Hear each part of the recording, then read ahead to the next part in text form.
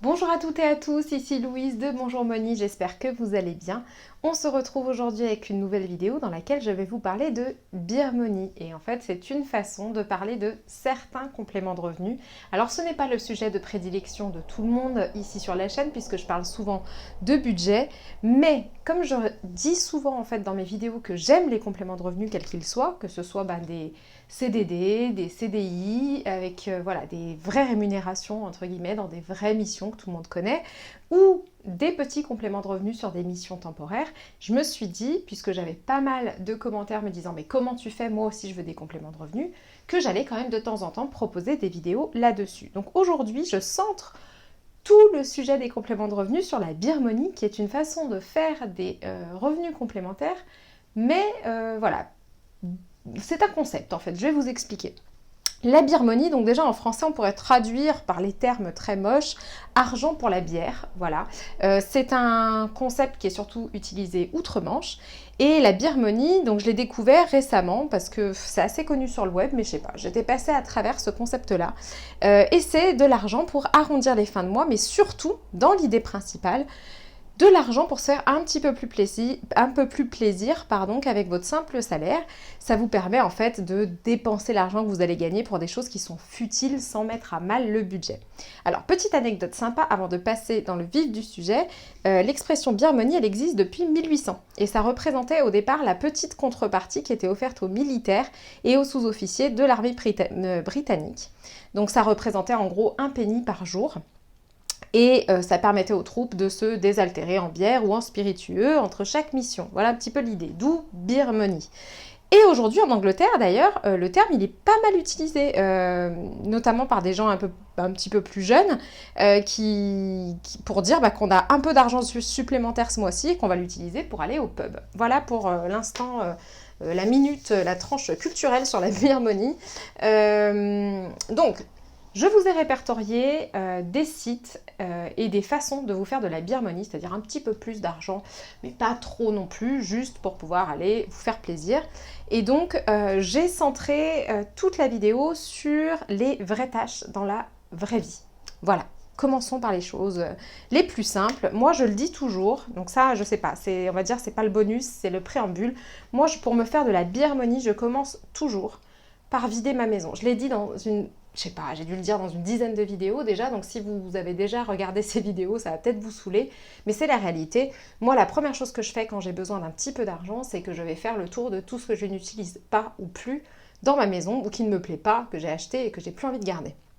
Donc, que ce soit rémunérateur sur l'instant ou pas, à un moment donné, ça finit toujours par payer. Donc, j'utilise Vinted. Là, pour moi, ce mois-ci, ça a bien fonctionné. Je crois qu'on en est à... on le fait avec ma fille maintenant, ça m'évite d'être un petit peu toute seule et je crois qu'on en est à peu près à une quarantaine d'euros juste sur le mois. Je ne dis pas combien j'ai gagné depuis le début parce que j'ai pas fait le total, mais oui, des fois ça va être 0 par mois et des fois ça va être 40, ça dépend de ce que je mets, du type de photo que je vais prendre pour mettre en avant mon produit, du temps que je mets à rédiger des belles annonces, etc. Ce que j'aime le plus, c'est faire les colis. Alors ça, franchement, je me demande pourquoi je ne me suis pas moi-même lancée dans le e-commerce. J'ai travaillé pour beaucoup d'e-commerçants. J'aurais dû y penser. Je vends pas mal de choses sur le Bon Coin. Donc là, ça va être tout ce qui concerne la maison en général. Bricolage, réparation, jardin, meubles, déco. Je vends plein de trucs sur le Bon Coin. Je vais sinon dans les magasins comme Easy Cash ou Cash Converters. Et là, je vends tout ce qui part pas beaucoup sur le Bon Coin ou les fois où je veux vraiment du cash immédiat, puisque vous venez avec vos appareils, vos livres, vos DVD, vos téléphones, peu importe. On vous les rachète immédiatement et on vous donne du cash, si ça les intéresse, évidemment. Et ensuite, pour les livres, je vais principalement sur l'application ou dans les magasins Gilbert Joseph, puisque moi, j'ai la chance d'avoir des magasins pas très très loin. Alors, qu'est-ce que ça m'a permis de faire ? Globalement, ça m'a permis, quand j'ai démarré ma chaîne, j'avais un découvert autorisé largement dépassé. Ça m'a permis de vendre pas mal de choses et de combler ce découvert. Et de plus avoir... J'ai plus été à découvert depuis, donc maintenant quand je gagne de l'argent comme ça, c'est effectivement de la Beermoney, je me fais plaisir avec. Ça m'est arrivé de l'épargner à un moment donné pour commencer mon fonds de secours. Voilà, donc vous pouvez faire tout un tas de choses. Toujours est-il que là, j'ai arrêté de calculer, mais l'année dernière, j'en étais à 1500 € de gains en un an sur tous ces sites. On verra cette année, j'en sais rien. En tout cas, je continue. Hop. Et sinon, on est parti pour des apps que j'espère vous ne connaissez pas. Ou alors si vous les connaissez, ben dites-nous ce que vous en pensez et comment vous les utilisez. Donc vous avez, hop, TaskRabbit.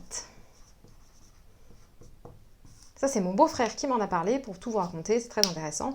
Bref, il m'a dit qu'il avait envie de faire ça pour pouvoir faire un petit peu de conciergerie personnelle, être assistant personnel. Voilà comment ça fonctionne. Donc, si vous habitez près d'une grande ville, donc il y a de fortes chances que vous pouviez... Ouh là là, ça va être dur. Que vous puissiez devenir tasker. Tasker, c'est en gros les gens qui proposent leurs services sur TaskRabbit. Alors, en gros, vous allez répondre à des missions qui sont données par des particuliers autour de chez vous ou un petit peu plus loin.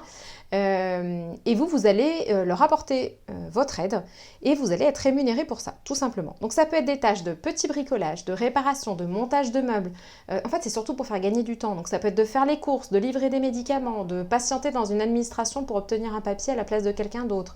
Aider au déménagement, faire du ménage, organiser la maison avec quelqu'un, etc., etc. Vous avez toute la liste sur TaskRabbit, toute la liste des services. Je précise que pour chacune, je ne l'avais pas dit, des applications que je vais vous présenter, je ne suis rémunérée en aucun cas, je ne propose aucun lien de parrainage, là c'est uniquement que je les ai découvertes et que je les trouve fiables.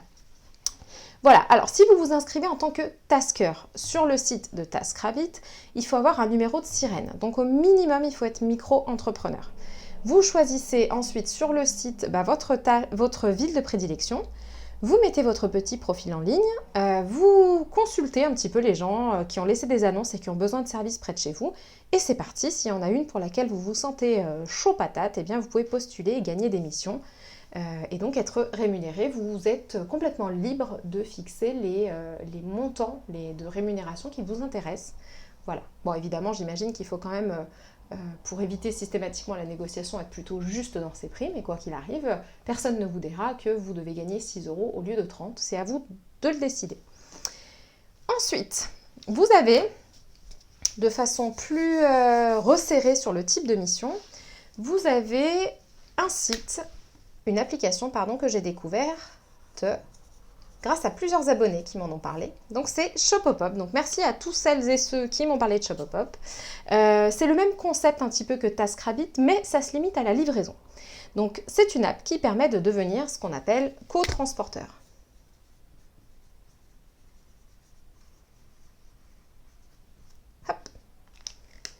Donc pour des enseignes qui sont en général répertoriées, qui sont même en partenariat avec l'app, donc c'est très fiable. Et je vais vous donner un exemple de mission, en fait. Partons du principe que mamie Jeannette, elle a besoin que quelqu'un lui récupère ses courses chez Auchan parce qu'elle n'a plus la possibilité de sortir de chez elle. Donc, elle toute seule ou avec l'aide de son auxiliaire de vie, elle poste un besoin sur Shopopop. Et la mission, elle est de fait géolocalisée. C'est-à-dire que on sait pas exactement où habite Jeannette, mais on sait dans quel coin se trouve l'endroit où on va devoir poser les courses. Vous inscrivez, vous voyez que le Auchan en question et le domicile de Jeannette, ils sont sur votre route dès que vous rentrez de l'école des enfants. Alors vous vous dites, cool, je vais postuler et je vais livrer ces courses à Jeannette. Vous récupérez toutes vos courses, vous livrez les courses en échange d'un pourboire qui est fixé à l'avance et voilà, vous êtes rémunéré pour faire ça. Alors ce qui est pas mal, je trouve avec Shopopop, c'est qu'on est quand même dans une notion de lien social. Donc il y a aussi une notion de rendre service et pas seulement d'être... c'est un petit peu la même chose sur TaskRabbit d'ailleurs. Hein. On va vraiment aider des gens qui ont du mal à faire certaines choses près de chez nous. On est rémunéré pour. Sur Shopopop, on appelle ça des pourboires et pas de la rémunération. Et le montant, il est fixé à l'avance. Que vous dire vers chez moi, donc en race campagne, hein, il y a très peu de missions comme ça. Mais ça vaut le coup de regarder quand même parce que parfois il y en a. Seul bémol, oh là là, je suis désolée, je parle du nez aujourd'hui, c'est terrible. Seul bémol selon moi, faut pouvoir optimiser vos trajets quand même, parce que vu les pourboires qui peuvent être, alors en moyenne on dit que c'est à peu près 6 euros, c'est ce qui est précisé sur le site. Si vous dépensez du carburant à chaque fois pour le faire, à moins que vous vouliez vraiment être dans l'entraide sociale, et c'est tout, bah ça n'a pas d'intérêt en fait. Il faut aussi avoir, comment dire, la possibilité d'optimiser ces trajets en fonction de ce qu'on fait le reste du temps.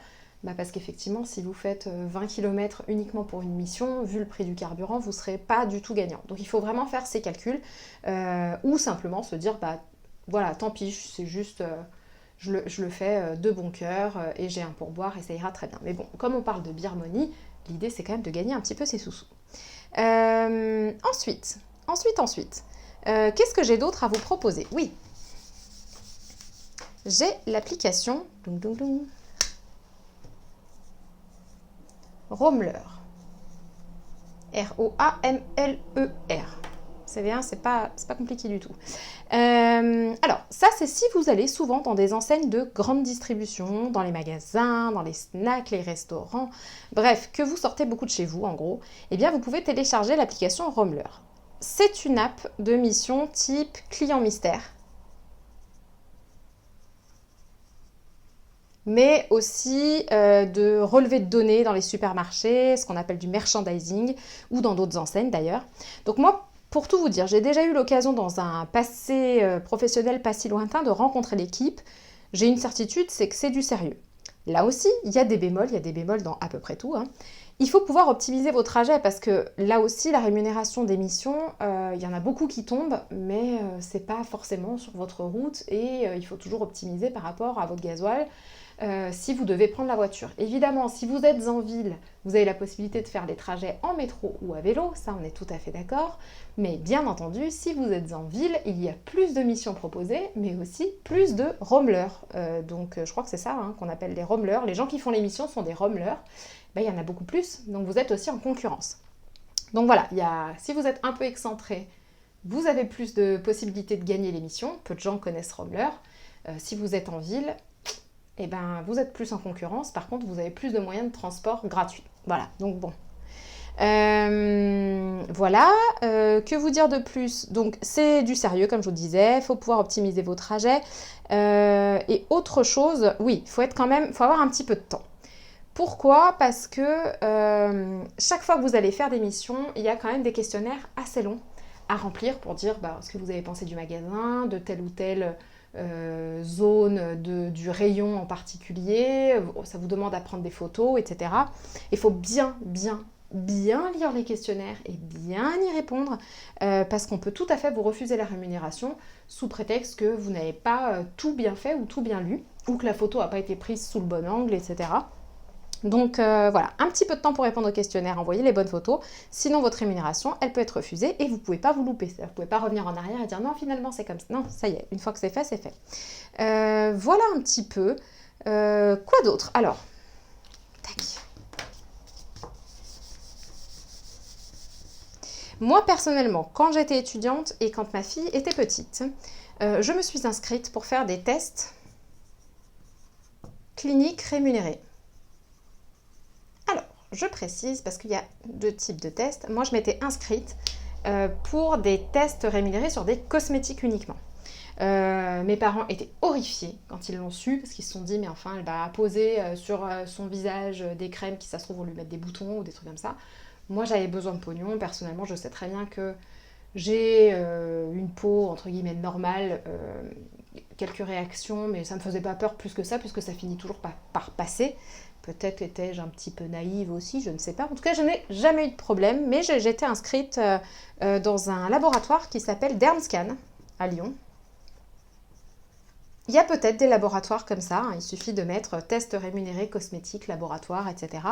Dans l'endroit où vous vivez, sur Google. J'étais payée en moyenne 30 à 40 jours après la fin de l'expérience. Qu'est-ce que j'ai fait? J'ai testé des crèmes, des sérums, des shampoings, des produits divers et variés. Et ouais, je gagnais au minimum 30 euros. Je suis allée jusqu'à 250 euros en fonction du test. Et pour moi, c'était vraiment de l'argent facile dans le sens où en fait, j'arrivais toujours à trouver le bon rendez-vous parce qu'on vous impose quand même d'être présent à certains tests. Et sinon, tout le reste se fait à la maison. Donc il y avait quand même pas mal de choses, des choses que je devais remplir à la maison, mais c'était quand même très très correct. Et j'étais très contente d'avoir ma petite Beer Money de 30 à 200 euros, et franchement, ça a pas mal arrondi les fins de mois. Donc Dermscan, et c'est principalement dans la région lyonnaise, mais voilà, je vous invite à regarder ce qui existe près de chez vous. J'ai été aussi inscrite. Alors là, on est sur un autre type de test. J'ai été aussi inscrite dans quelque chose qui s'appelle le LIREC, donc qui est à Lyon également. Le LIREC, c'est Lyon Recherche Clinique, qui paye bien mieux, mais pour être honnête, je me suis inscrite, mais j'ai jamais osé le faire. En fait, dans ce concept, on a des chercheurs avec nous, c'est une association, et on doit faire des tests cliniques pour des médicaments ou des actes d'esthétique qui sont un petit peu plus lourds que juste mettre une crème. Exemple, des injections hyaluroniques, je ne sais même pas comment on dit, mais vous avez compris quoi, en tout cas des piqûres.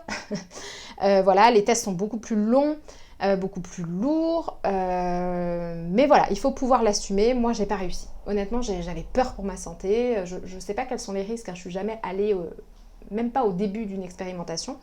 On est quand même un petit peu des cobayes, voilà, faut le savoir. Par contre, c'est très très bien rémunéré. Effectivement, vous avez des indemnisations qui peuvent aller jusqu'à plusieurs milliers d'euros pour une seule expérience. Là, pour tout vous dire, en ce moment, ils mènent une campagne de recherche pour trouver un vaccin contre le cytomégalovirus. Alors attention, j'ai découvert ce truc-là. Ça va durer 30 mois et c'est payé 1 500 euros avec frais de transport remboursés. Donc évidemment que si des personnes sont intéressées, voilà, on est aussi quand même dans le contexte d'une aide. Voilà, pour moi, c'est une aide collective. Heureusement qu'on a ces gens-là qui font des tests et qui sont indemnisés parce qu'en fait, on est tous bien contents quand il y a un traitement qui sort pour une infection quelconque. Donc voilà, je trouve ça très bien, très éthique. Et on a besoin de ces gens-là, mais je n'ai pas été capable de le faire. Voilà. Eh bien écoutez, je crois qu'on a fait le point. Il y a eu ma stratégie pour donc vider sa maison en premier. Je vous ai donné plein de sites que vous connaissez forcément, mais moi je tiens à vous dire que ça fonctionne. N'oubliez pas les brocantes et les vides-greniers. Voilà. Dites-moi également si ça vous intéresse en commentaire. Alors outre le fait que vous ayez peut-être des expériences avec ces sites, ça m'intéresse. Mais en plus, si vous avez envie que je fasse un jour une partie 2, plutôt sur les... vous voyez comment on peut gagner un petit peu de la beer money, mais sur internet, en sortant pas de chez soi, quoi. Voilà, et si ça vous intéresse, eh bien je ferai une petite vidéo là-dessus. Dans tous les cas, j'espère que vous allez bien, que ce mois de mars se passe bien au niveau budget. Je ne fais plus beaucoup de vidéos budget parce que ça m'a un petit peu lassée. J'y retournerai peut-être, mais j'avoue que c'est un peu compliqué en ce moment pour moi. Je vous embrasse bien fort, prenez bien soin de vous et de vos petits sous. On se retrouve la semaine prochaine pour une nouvelle vidéo. Bye bye.